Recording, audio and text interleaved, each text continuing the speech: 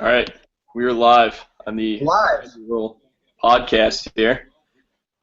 It is me, Patrick Whalen, and Bill O'Leary Here I am. in his bed-bug-ridden apartment. This is seriously, it is the worst situation ever. I don't know if you've ever. I mean, it's all the fun things about moving in and moving out of your apartment without the new apartment. So.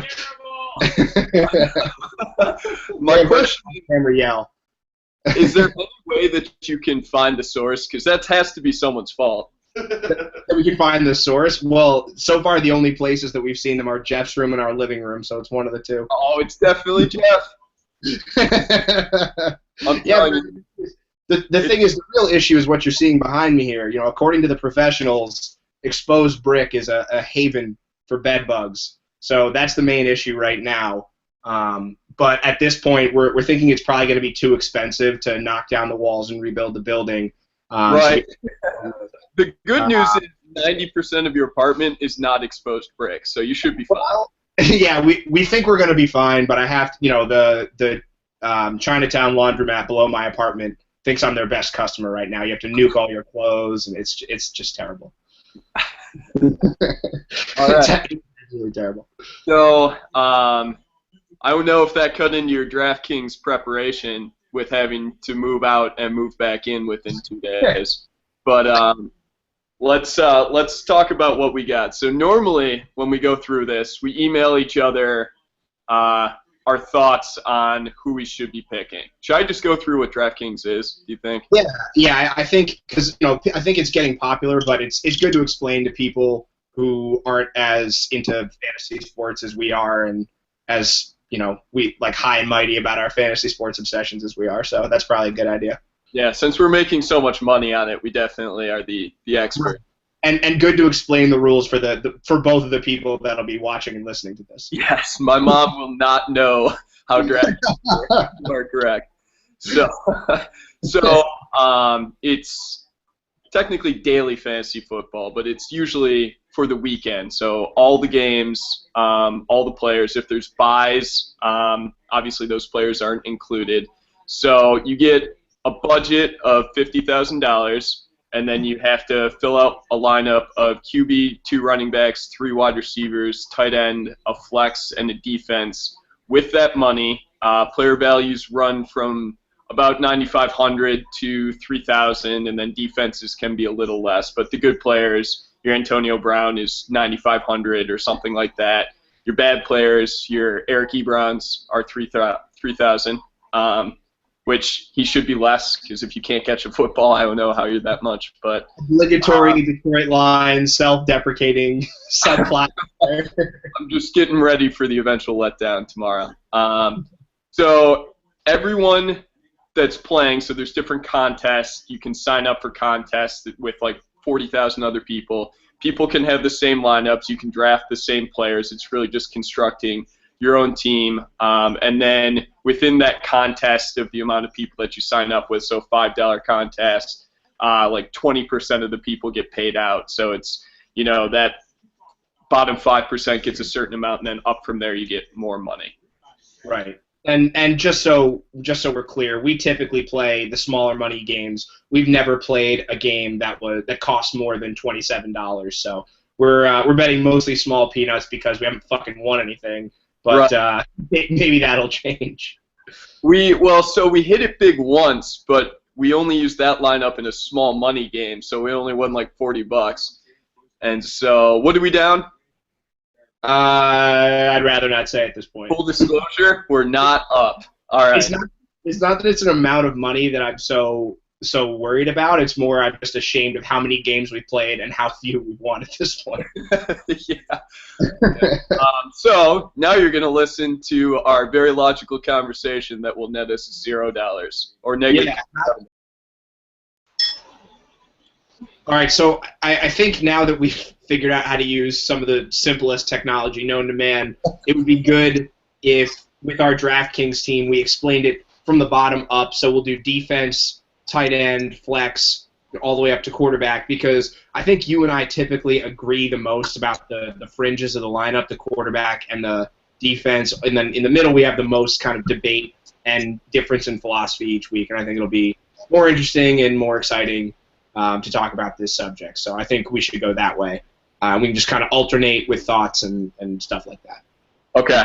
I will say, though, that my strategy for this week is a little different and is based off who you pick at QB and tight end, which is a little weird, but we'll get to that. So let's start with you. That is a little weird. I know. Okay, well, this is exciting. So let's start with the D. Who you got for your defense this week? Other than I don't like any of them, I am saving money with the Cardinals. Okay. Why are you doing that? And did you know that the Cardinals are going to get killed today? Do you really think they're going to get killed? I think they're going to get killed today. I think everybody who is part of the broadcast of this game wants us to believe it's going to be an exciting, competitive game because the Cardinals have some exciting players and some interesting players. I think they're going to get killed. I don't think that there is any way that the Cardinals offense is going to be able to keep the Cardinals defense off the field. I think by the end of the game, I think we're going to be shaking our head and wondering how Cam Newton put up 30-something points on the Cardinals, and I just saw you swallow nervously, which means that you're considering changing your pick based on my utter confidence in the Panthers winning this game and the excitement of my friend, your friend, my roommate, Sir Purr, who is the biggest Panthers fan the only Panthers fan that I know. Yes, absolutely the only Panthers fan that we know.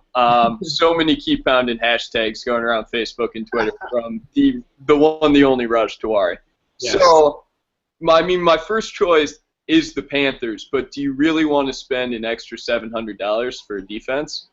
Yes, and I think now that we have gotten to our first discussion point here, our first disagreement, it makes sense to explain that with the salary cap that you have, it's not as simple as just saying, give me the best lineup that's out there. Anytime that you add dollar values to a position, you're directly taking them away from another. So if you want to put in the Panthers, who are the highest cost defense this week at $3,500, you are really going to have to pony up because it hurts you not just in one position but in multiple. The values for defenses this week range from $3,500 with the Panthers to $1,900 for the Cincinnati Bengals. The Cardinals are at the lower end of the economic spectrum there, $2,800 for Arizona. And generally, I think DraftKings has done a pretty good job of assigning those values. I think, obviously, there are always going to be cases where someone's mispriced either high or low, but I think they generally do a pretty good job, and it really, really is. I mean, this would obviously show you how heavily it's based on matchups, because I think the Cardinals probably are the most talented defense, maybe the Lions on the list of teams playing this weekend, but the Panthers have what most people seem to think is the best matchup, and that's why they cost the most money.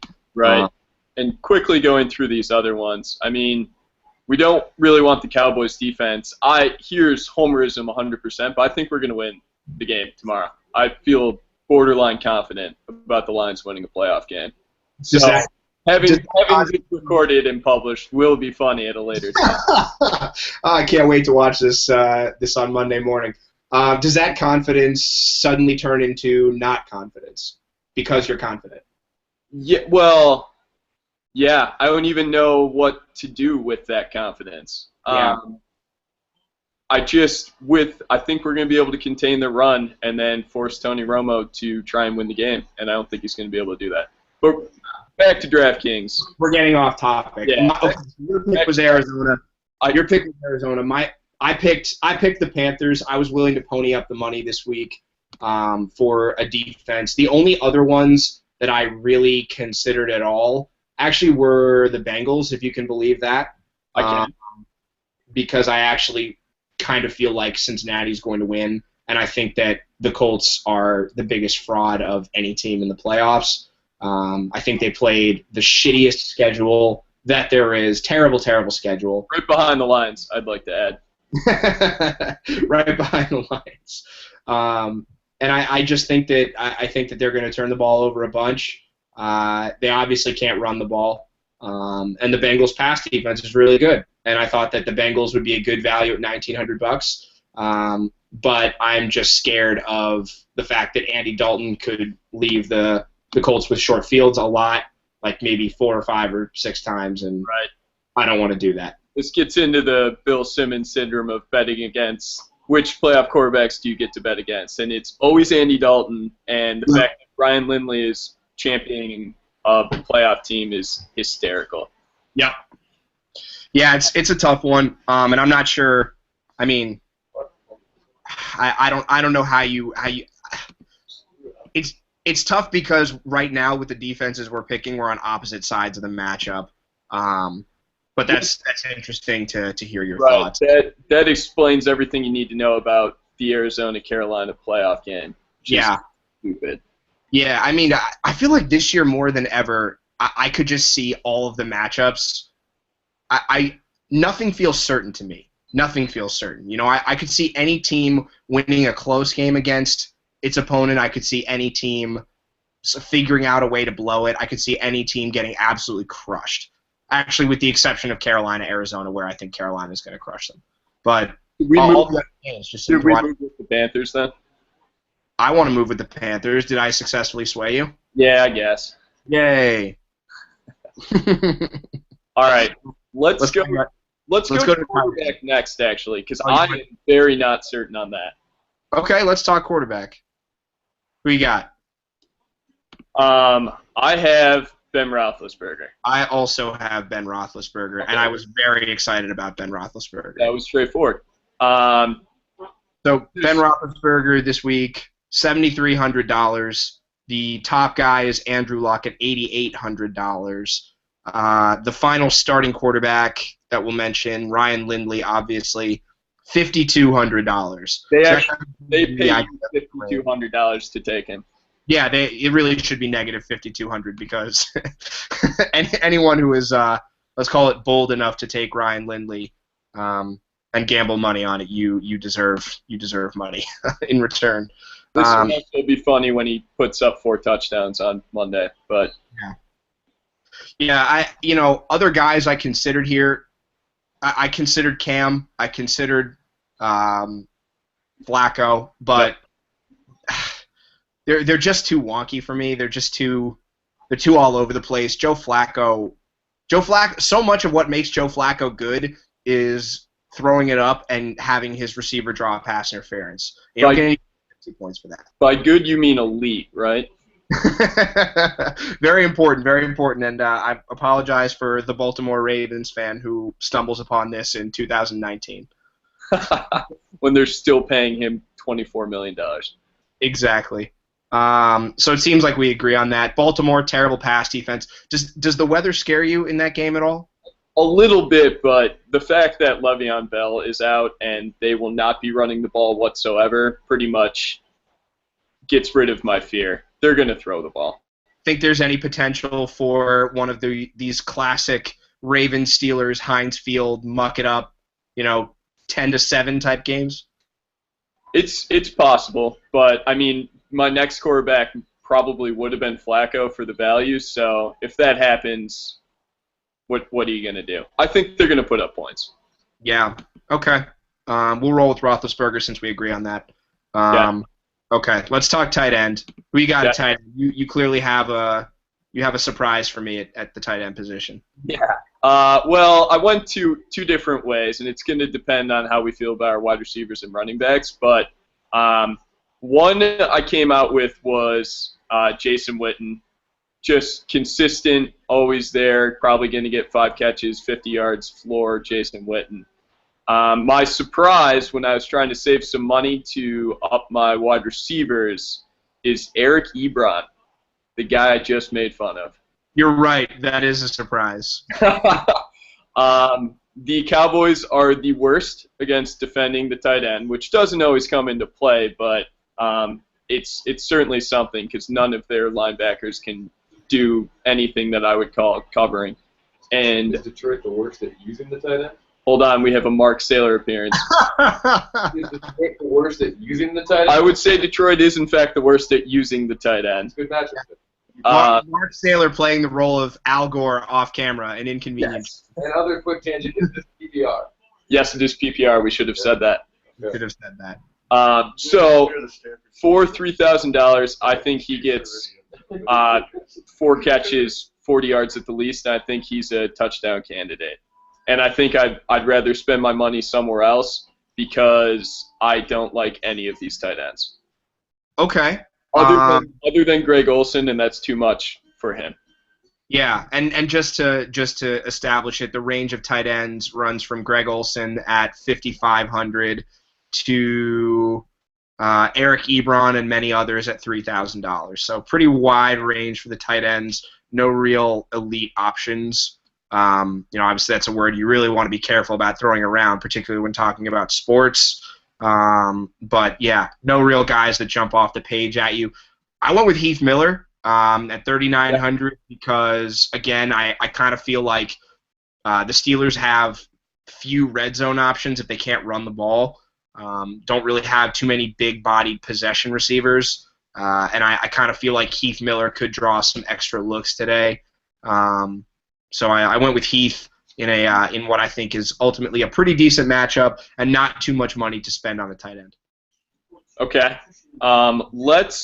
Let's hold that and then go running backs here. Yeah, let's talk running backs. This is obviously, I think running back is the position that has given us the most problems when picking. Actually, no, wide receiver has given us the most problems, but running backs are a freaking crapshoot because, I mean, for all the reasons that they're a crapshoot in the NFL, it's never clear who's going to get the majority of the carries. One guy gets banged up in DraftKings, it hurts you so much more than in fantasy football or in regular football. Last week when we started Arian Foster, I pretty much wanted to kill myself because he was dominating, and then all of a sudden he got hurt with the classic Arian Foster, oh yeah, my hamstring, you forgot about that injury. So Right, yeah. The one time we trust him all year, he of course gets injured. And then on that same drive that he gets injured, Alfred Blue gets a 1-yard touchdown that clearly would have been Arians, and he was setting up for such a huge day too. Yeah, and it's doubly brutal with a guy like Foster because you always have to pay a premium to get him, which means that you have saved on other positions and didn't get the kind of surefire high-end option. So when we picked Foster, I think you and I texted each other pretty morbidly a little bit about that, and that was the saddest I've been on in regards to fantasy since Adrian Peterson beat his child with a whoop and switch. Yeah. Are you excited for having to judge characters as well as talent next year for fantasy football? Because I'm most certainly not. Yeah, I don't know. I mean, I haven't had that much sit-down time with many NFL players, so I think it's going to be a little bit difficult to tell who's a good guy and who hits their kids with tree branches. So Right, and then whether the NFL commissioner is lying to me when he says that he has or has not seen the video, and I draft Ray Rice, assuming it is the 2-game suspension, and then, I was expecting more like alarms and confetti when we became the 1 millionth people to weigh in on the Ray Rice, Roger Goodell situation. I didn't have a hot take other than I was angry that it hurt my fantasy prospects, which is also probably not good. No, probably not. Probably not. All right, let's get to the running backs before we. Let's get to the running backs before we reveal any other character flaws about ourselves. Yep. So I'll lead this one off. Go for it. My running backs were Jeremy Hill and Joik Bell, and just to establish it again, Le'Veon Bell was still the top guy. DraftKings they don't change the values of the running backs midweek because people can set their teams the entire week, and it would be unfair to change the values of the guys midweek after someone's already established their team, when you have injury news or trade or release news, anything like that. So Le'Veon Bell is still the top guy despite the fact that he has been ruled out and his value was $9,000. And then I think it's appropriate to stop this at Trent Richardson, who was $3,400. He just seems like a logical bottom of the barrel type guy, although there are a couple of names that people might recognize if you're into fantasy below him. Also listed, Fitz Toussaint. Just want to throw that out there. Yes, go Michigan. So there was a rousing Joik Bell this in our apartment when you named him. Wait, can we quickly? I love that. Can we quickly go back to Fitz Toussaint for a second? Sure. Raj the other day, or I guess it must have been last week, mentioned to me that Fitz Toussaint had gotten a couple carries. Meaningful carries. Meaningful carries. Can you, as a diehard Michigan fan and homer, name one above-average skill that Fitzgerald Toussaint has for the NFL? Broken leg. Egregious tibia injuries. That might be the top of the list. I've never seen someone hide behind an offensive lineman better than Fitz Toussaint right before getting tackled. I'm almost positive that was a compliment. He was hard to find for the split second before he was then inevitably tackled behind the line. Oh, poor Fitzgerald Toussaint. Okay. So go back. Let's go back to the running backs here. Yeah. Jeremy Hill, Joique Bell. Yeah, I have Jeremy Hill and Joique Bell. Oh, you do. Okay. Jeremy Hill is 6,200, so that's almost $3,000 cheaper than the top. Well, so DeMarco Murray, now the top guy, is 8,800. So I think Jeremy Hill against a porous, to say the least, Indianapolis run defense is going to have a massive day. Yeah, confusing value to me there. He has been unbelievable. Gio Bernard is very clearly the second fiddle on that team. Marvin Lewis, say what you will about him, but I don't think he's going to put Andy Dalton in a position to have to win the game by himself, at least to start with, which means that if they can get Hill going, it could be a really good day for him. So I don't get it. I don't understand. I feel like this is actually one of the cases where DraftKings has misplaced his value. And I like Hill a lot. I'm not at all afraid of the Gio Bernard factor. No, last 3 games, 25 carries, 150 yards, 2 touchdowns, 22 carries, 150 yards, touchdown, 23 carries, 100 yards with a couple catches. He's one guy to me. Yeah.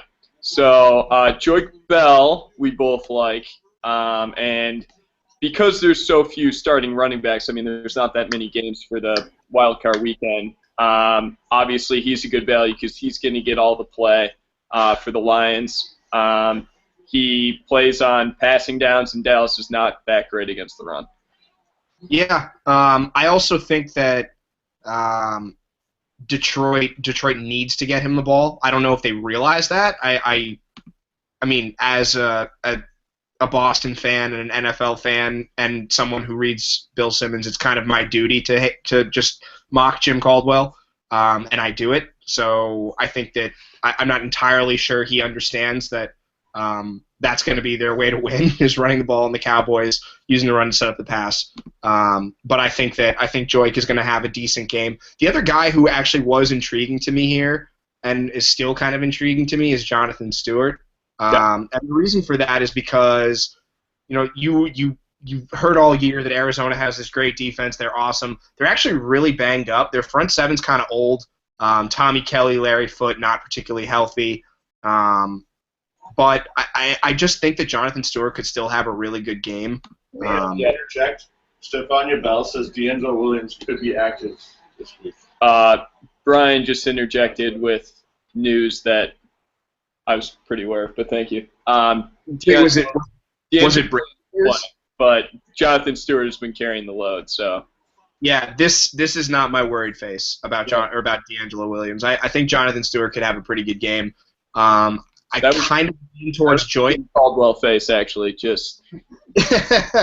I kind of lean towards Joique, but this is a case where I know that whichever way we go with this decision, we're going to be wrong. So I look forward to texting you later as Jonathan Stewart has 120 yards in the third quarter, and we start Joique Bell.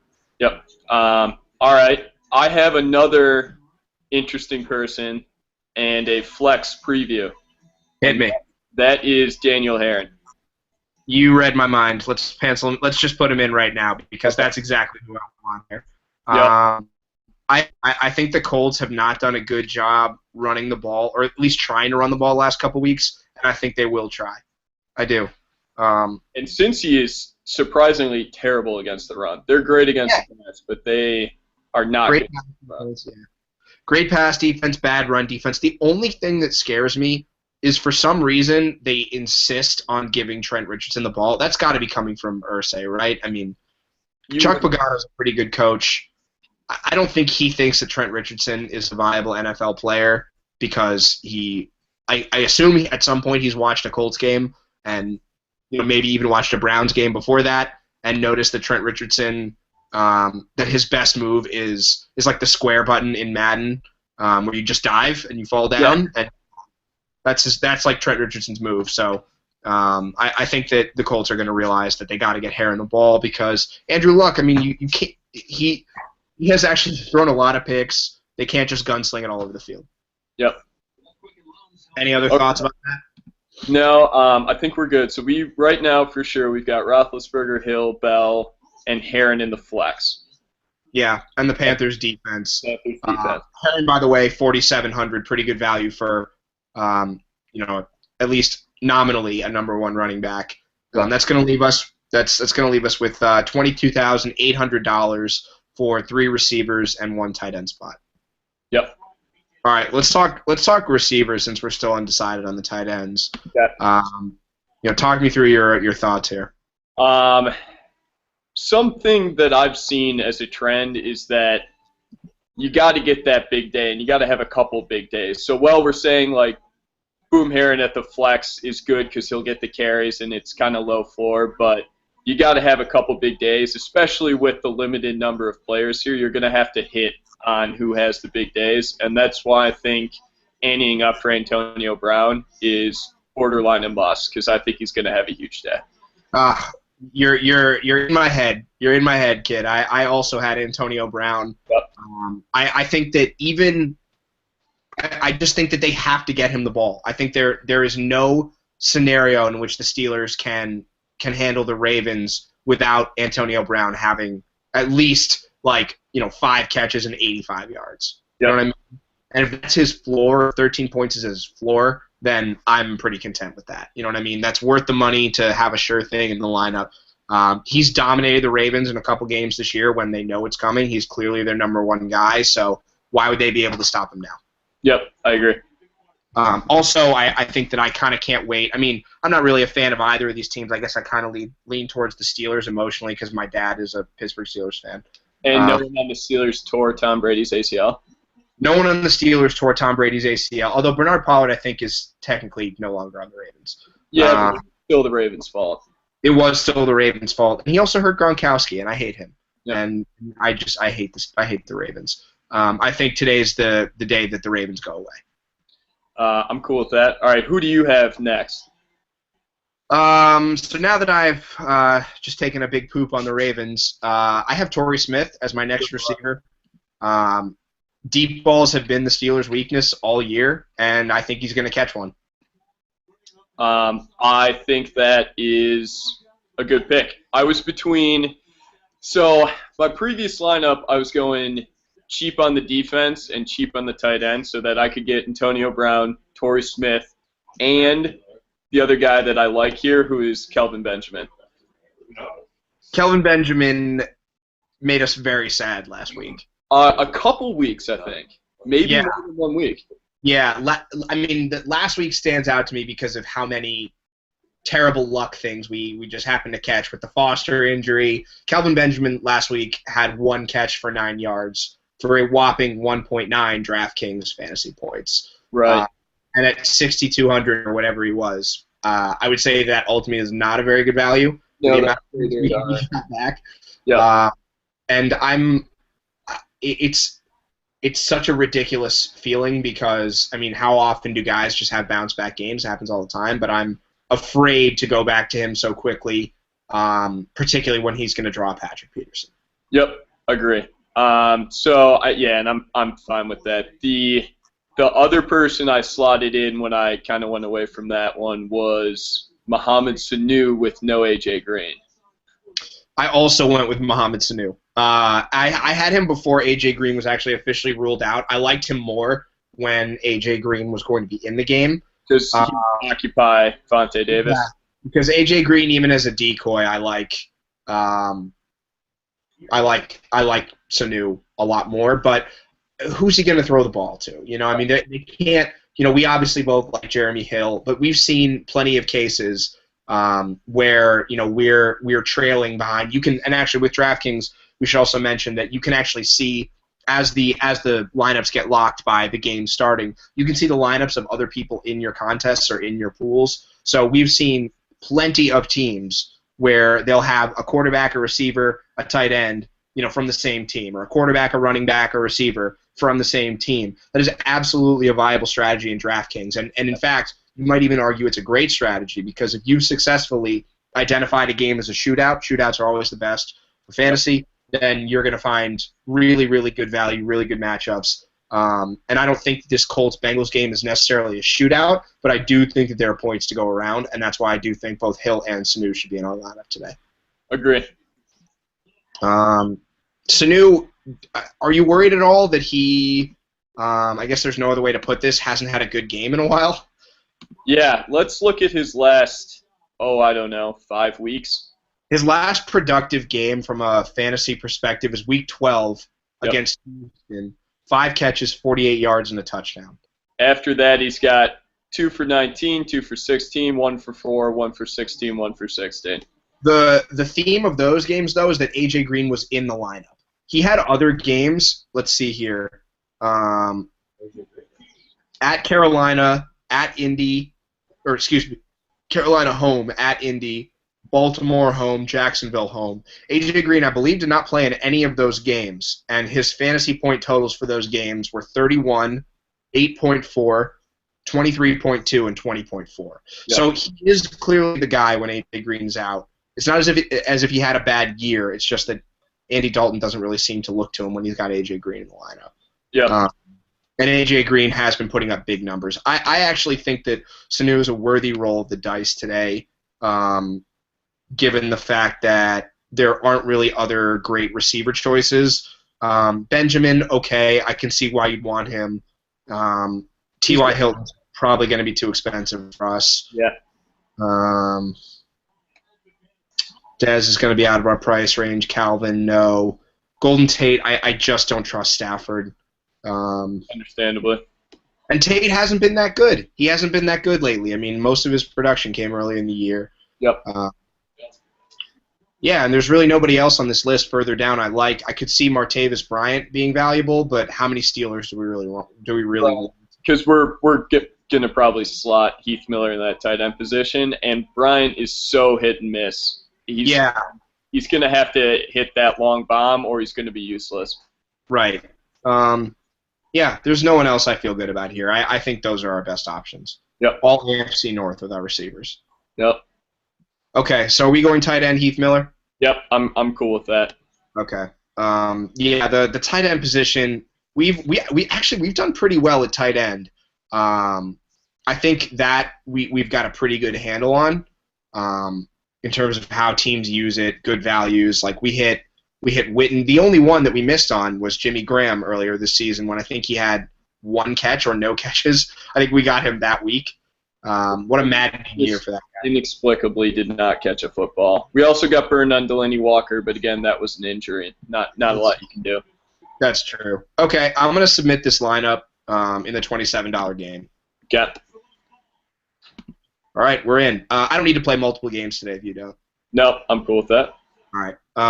Very simple. So, all right, let's move on to the next subject now that we've talked through our DraftKings lineup. Which is Harbaugh. Yeah, we got to talk about Jim Harbaugh. Congrats on the hire, Will, by the way. Yeah. Well done getting Harbaugh. Mark's Congrats. giving you a big Hey, Mark got Harbaugh. We got Harbaugh. You did well.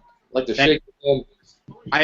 Listen, I did a lot of work behind the scenes, and I've never been one to draw attention or credit to myself. Literally nothing I just said was true in the last 30 seconds, including that last part.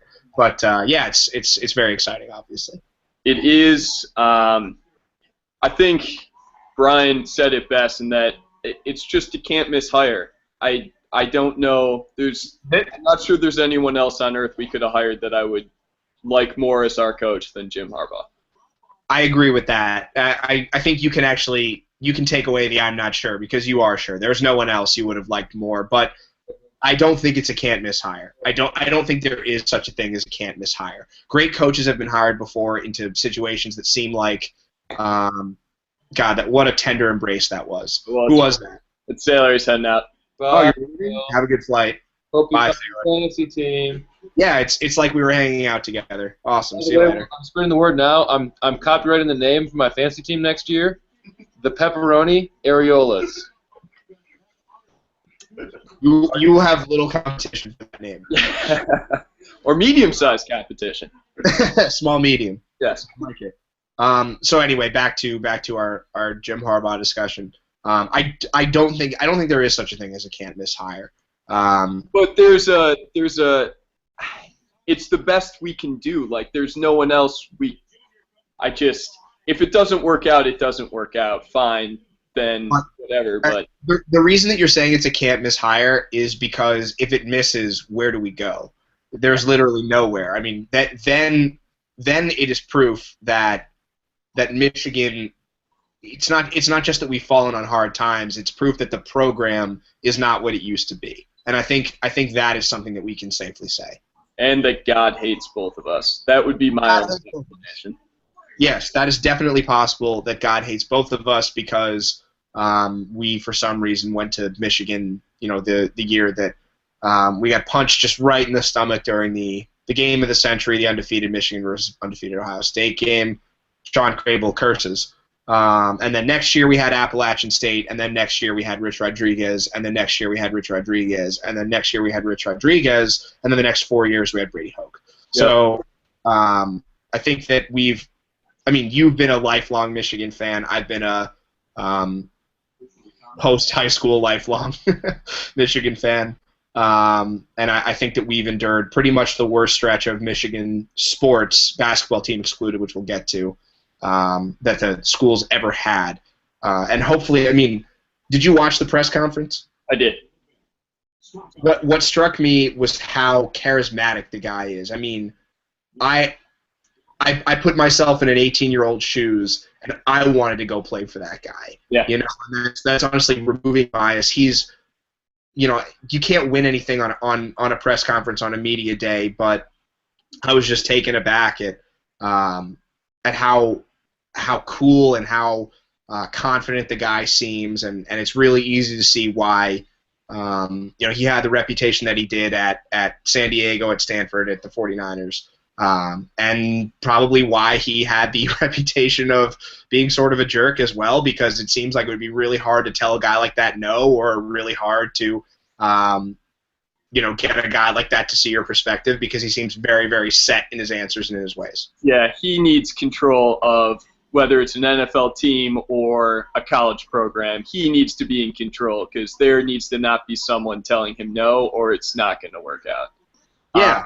I was also impressed with how charismatic he is. I don't know if I'm sure that's partially because for the last 4 years I've been watching press conferences that start with the word well, quickly followed by the words you and no. So when he didn't lead with that, I was pretty excited. Football-wise, there was a lot of football-wise, a lot of team-wise, a lot of things were. The fact that Barry Alvarez was wearing a headset at his game, and God knows he's even less involved than Brady Hoke ever was, and he's even wearing a headset. It's time we move on.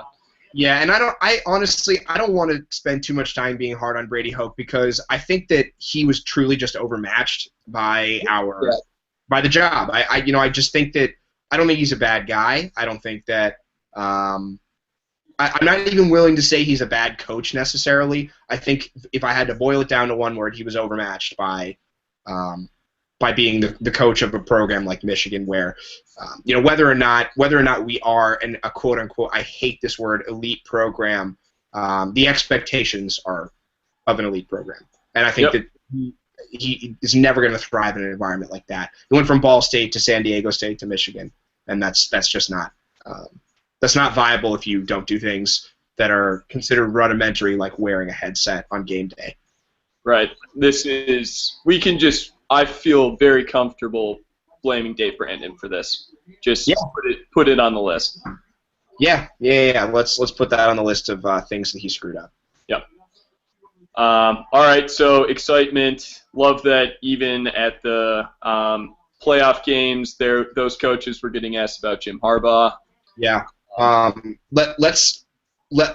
want to broach this subject right now. What are your expectations for him? I mean, does he like year 2 Big Ten champions or year 1, 9-3? I mean, what?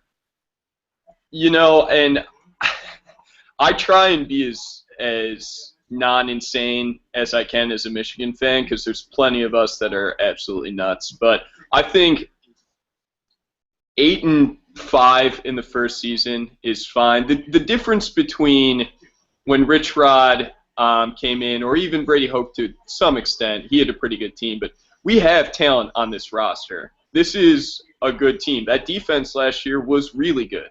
We just could not move the ball, and our turnover margin was absolutely embarrassing. So we have a pretty good team, but we do not have a quarterback. So I'm thinking 8-5 first year with maybe a rivalry win would be perfectly acceptable. So 7-5, win a bowl game, win a rivalry game? Right, or 8-4, because I assume whatever Big Ten team we beat will be easier than losing the bowl that we may come up against somebody who's decent. Right. Yeah, I mean, I think that's fair, and I think that's a pretty measured opinion of what our season could be. Yeah, I mean, the glaring question, and this isn't even Jim Harbaugh, is that we don't have a quarterback. I think Shane Morris. I think Shane Morris has proven all he's going to prove. So I don't really need to see him taking too many snaps next year. No, I've never seen someone look more terrified than Russell Bellamy in a football game. Yeah, that was not a fun experiment. I thought it was really funny. Someone on Twitter put up that Ohio State's Russell Bellamy just beat Alabama, which was pretty funny. Yeah, it was Go Blog, and he was on fire with the Michigan backup quarterback tweets. Yeah, it's pretty. It pains I think both of us to say it, but we're just not on their level at the moment. Close. Cardale Jones looks like a top 10 college quarterback, and he's the best on their team. He's built like Cam Newton. He's absolutely massive. He was running over Alabama linebackers. They didn't want to tackle him. They wanted nothing to do with him. No, they did not want to tackle him. So yeah, I mean, unless Wilton Spate is ready to set the world on fire, and I don't think that he is, because I don't think that any quarterback with his level of experience will be. I don't know who it's going to be. It might change mid-season. Who knows? So. Right. We're going to have to figure that out. That's obviously going to be the main question throughout camp. Right, and I don't know if Alex Malzone comes in and just does Christian Hackenberg things. That might be our best bet, and that is a terrifying prospect. It is. One other question about the program. Greg Madison staying on. Big deal, not a big deal, somewhere in the middle? Big deal. I mean, again, our defense was great last year. I thought he did a really good job with them. Granted, we were pretty deep, but he's also our best, the best coaching team, the best recruiter we have. So keeping him on as just a linebacker coach just is really lucky for us. We're lucky he's old, basically. Yeah, I'll be very interested to see how his personality meshes with Harbaugh, because I think he was such a fierce defender of Hoke that it surprised me that our insider friend Adam Ball, who knows all the insiders and is very inside, he obviously he put it out there that Madison might stay on, and I think we all thought that was complete and utter bullshit. But turns out he was right. So I think it's very interesting that he did decide to stay on, and I'm not sure how that's going to work, particularly because they're bringing in the hotshot defensive coordinator with Durkin coming in. Right. So we'll see. I don't know. I don't know how coaches take demotions like that and stay on with the new staff, particularly when they're as as much of a force of nature as Jim Harbaugh has been made out to be. Yeah, but regardless, things are looking up. Yeah, amazing hire. There's really no two ways about it. There's no one that we'd rather have at this point. Right, and the fact that he only took $5 million, granted with incentives, but again, fuck you, Dave Brandon. You're a terrible person. Jim Harbaugh is so generous. He only took $35 million that could potentially jump up after years 2 and year 5 or something. Thank you very much. Yeah, one final thought, at least for me, on this subject is that the whole time the need of the Michigan fan base to stuff it in the face of every NFL beat writer, like it was some kind of conspiracy that they desperately wanted him to stay in the NFL, was one of the. I mean, that was absolutely shameful. That was ridiculous. That like there would be some NFL media conspiracy to keep Jim Harbaugh in the NFL. If there were a conspiracy, why would they just continue putting it out there that he's staying? Makes no sense. None of it makes any sense. I think it's absolutely, utterly ridiculous, and it was kind of disgusting, and I understand why people hate Michigan fans, despite the fact that I am one. Oh, yeah. We are terrible people. I'm not denying that. But as someone that was blocked by an NFL beat reporter for asking him for some simple facts about why he thought Harbaugh was going to stay, I thought it was a fiasco for them. Blown out of proportion by us just because we latched onto it because we were right for the first time in 15 years. Yeah. They definitely blew it. Their entire reporting on it was subpar, but there was no reason that we needed to absolutely bury them other than we were happy that something was going right for the first time, and we're not a subtle fan base. We're going to pile on. No, we're not subtle, and anything good for us has to come at someone else's expense. If you were a young Jewish man, Tim Kawakami would not be invited to your bar mitzvah. That is correct. Also, the Big Ten is the best conference again, too. I like how we're just taking credit for that, even though it's all the teams that we hate that are making us a good conference. Yeah, that's the it's much more bitter than sweet, truthfully, because I think the whole conference supremacy thing is for the media to complain about. People like to talk about how it's recruits, but that's absolutely nonsense. That's right. So I think it's really more for the media and fan bases to talk about. But it is kind of nice that some teams that we get our asses kicked by did well, at least validating that we're decent teams nationally. Yep. Okay. We moved to Harbaugh. Last subject, Michigan basketball. And actually, this is the one I wanted to talk about the most. Okay. Let me adjust here. Lying in this bed, all my shit is getting scrunched up, and now I look like I'm a head and I have no neck. And all right. Bridge adjustment. So the Michigan basketball game is going on right now as we speak. We are up 27-20 on Purdue. Spike Albrecht, 3 in your mouth, 30-20. 30-20. Okay. I'm out Purdue. Good. So I guess with this team, I mean, I think, I think the obvious is that they were ranked highly to start the year. We've sort of been a basketball factory the last couple of years, and the general feeling is that, well, we've got enough guys coming back. The recruits are rated highly enough, and Beeline is a wizard of getting the most, getting the last toothpaste out of the container with his talent. You know what I mean? Yep. And that it was just going to be super easy. And we have a group WhatsApp with all of our friends who went to Michigan, and everyone's a Michigan basketball fan on the thread. And people can't seem to understand, both on that thread and otherwise, national media, Michigan-specific media, why we aren't just, destroying teams, why we lost to teams like NJIT and Eastern Michigan. And to me, I mean, if you just strip away the jersey and strip away the rankings, it's obvious. But I'm curious to hear what your thoughts are. Well, the reason it's somewhat inexplicable is how we go wire to wire with a team like Villanova and then get thoroughly beaten. I mean, we were thoroughly beaten by Eastern Michigan. Yeah. They were the much better team, and that was at home. So that's certainly confusing, but I am absolutely on board with what you're saying, which is when you really look at our team, I mean, our best lineup is like a short white point guard, another short, more defensive-minded point guard, and then a bunch of shooters who aren't making shots. And our 5 is a gaping freshman hole. That sounded weird, but you know what I mean. Oh man, I feel like that should that line right there should have come up in some sort of like class on rape culture at Michigan or something. There's a lot of those walking around in Markley, let me tell you. Oh God, can never see the light of day. So I mean, I think we should be better than we are, but we're not an elite team. We're certainly not a top 25 team. No, not yet. Anyway. I mean, they could be. Could they turn it around? Of course they could.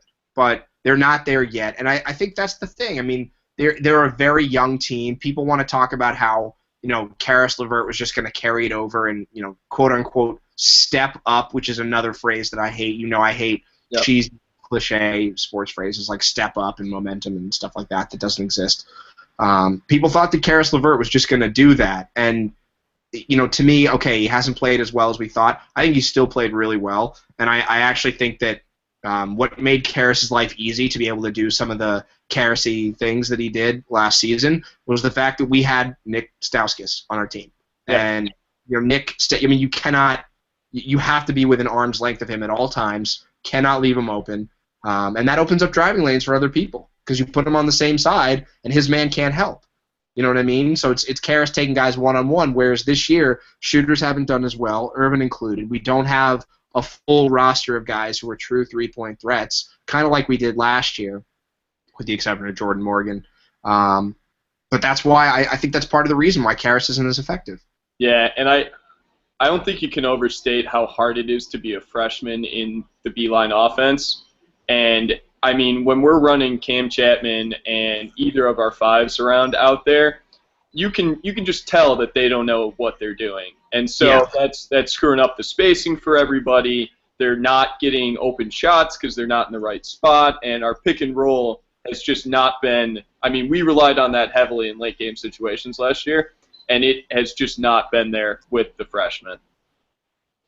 Yeah, I think that's a great point. There is no pick and roll offense yet, and we generated so many easy baskets with the pick and roll, and we don't really have it yet. I mean, Ricky Doyle is obviously the best big man that, at least right now, that we have, and we just haven't. I mean, they have not done a good job of figuring out how to get easy baskets off the pick and roll. Occasionally, they'll figure out how to find Ricky down low, but he's still raw. He's still got a ways to develop, and he's a freshman. Yeah.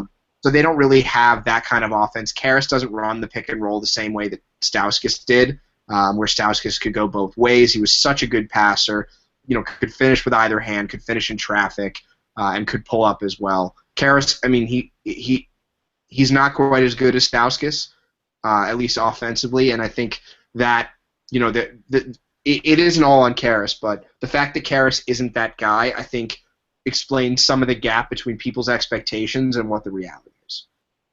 Yeah, and all that being said, some of it has been missing open shots. There has been some of that, and I think last game against Illinois, pulling that out was such an important win for a team this young to get their head on straight because we were free falling there. And so I mean, we've looked way better in that second half in that overtime. We've looked good today. So I think we can certainly turn this around, make the tournament, and we're a scary team. Granted, defensive deficiencies and some other things aside, if we get hot shooting, we're extremely tough to beat. Right, and I don't care what Ken Pom says. I mean, I know that a team in the bottom whatever of defensive rankings in Ken Pom, and I actually do really like Ken Pom, has never won an NCAA title. That's okay. I think John Beilein has pretty much proven that you can be an offense-first team and make a deep tournament run. Yeah. And you're always going to be, your defense is always going to be behind your offense with John Beilein as your coach. But I think he's pretty much proven that he has a good enough offensive system and knows how to recruit the players for it, that if you give it time, it ultimately will work. I do think this is a team that is going to be on the bubble pretty much down to the wire because I don't think they're going to be able to beat teams like Ohio State and Wisconsin. Thankfully, they only play, I think Wisconsin only one time this year, which is suddenly a very big victory. Right. But yeah, I mean, I just think they're a team that'll be on the fringes. They will probably sneak in as like a a 9 or a 10, and they could be really dangerous. Who knows? But I think people need to realize that what they're seeing. I mean, if they're just seeing missed shots, certainly that matters. I mean, you got to put the ball in the basket, and they're a team that relies on jump shots. But that's a symptom of something else, which is the way the ball has moved. There was a possession against Illinois when I think it was Karras drove from the left wing down to the basket, got shut off, kicked it to the corner. The ball moved from the corner to the wing to the top of the key, and Irvin hit a three. And the Illinois defense was 2 steps behind each one of those passes. They whipped the ball around. It was the most John Beilein possession of this season. It was the best possession of the season that we had. Even if Irvin had missed the shot, it would have been the best possession of the season. Right, and that's what we're looking for. And they're young. Like we're settling into this. They're still figuring it out, but I think we can get hot, get a couple big wins, and be a scary team in the tournament. Aubrey Dawkins, Mirage, or possible 6th man, maybe spot starter type guy? I don't know how you have a game like that out of nowhere. I haven't seen something like that in a while. Because he wasn't even getting minutes. We threw him in there out of desperation because everybody was playing so poorly. But you can say his name because Cam Chapman was playing so poorly. Right. Okay. Yeah. But I really have no idea. I would say Mirage, but if he could be a meaningful contributor because Cam Chapman has not been good, that would be huge. Yeah. I still think the prospects for Cam Chapman in the future are bright. I just think that he's not ready. He looks really raw. He has no right hand. If I said the word defense to him, he doesn't understand what that even means. No concept of spacing. He's not a good shooter yet. He basically just looks like someone who's still playing at a high school level, and that's fine.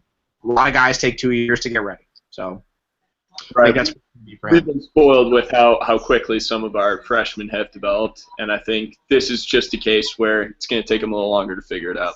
Yeah, and I think Dawkins, probably doesn't have as high of a ceiling. Maybe I'm wrong, but I just think that he looks like he gets the system a little bit more. He's certainly not afraid to shoot the ball, which I like. And I just think he's a better fit for our team right now because, he's a little bit reminiscent of someone that is a favorite of mine, Glenn Robinson III. And I will defend him to the death. I defend GR3 despite the fact that, Michigan fans, at least some that we know, talk about him like a piece of property that should have yielded more crops or something like that. But I absolutely love Glenn Robinson III, and I think Aubrey Dawkins, at least against Illinois, did some GR3 type things with the way he played defense, the way he guarded guys who were bigger than him, the way he moves around in a 1-3-1, and I like that kind of player on our team. Yep. Any final thoughts, Patrick? No, I vote we watch the end of this game. We beat Purdue, and go Lions. Yeah, I'm excited for all the NFL games this weekend. I think that I might be the only non-Carolina Arizona fan who's excited for that game. Actually, you probably are too. But if you know a Panthers fan, it becomes much more exciting, particularly one like the one that we know. And I'm very excited for all NFL games. Very excited to angrily text you during DraftKings as Mohamed Sanu drops a sure touchdown or something like that. Yep. Or I don't know who on our team's going to get injured, but it's going to be somebody. It's going to be someone. It's going to be great, and we're going to wish that we had started like Steve Smith or something. Yep, senior. Yeah, Steve. Right. Sorry. I don't want to confuse him with Steve Smith Jr. With the retired Steve Smith. Exactly. All right. Well, I look forward to trying this again in a more structured, less hurried format, and we'll try to do better next time. Yep. All right. Take it easy. All right, man. See ya.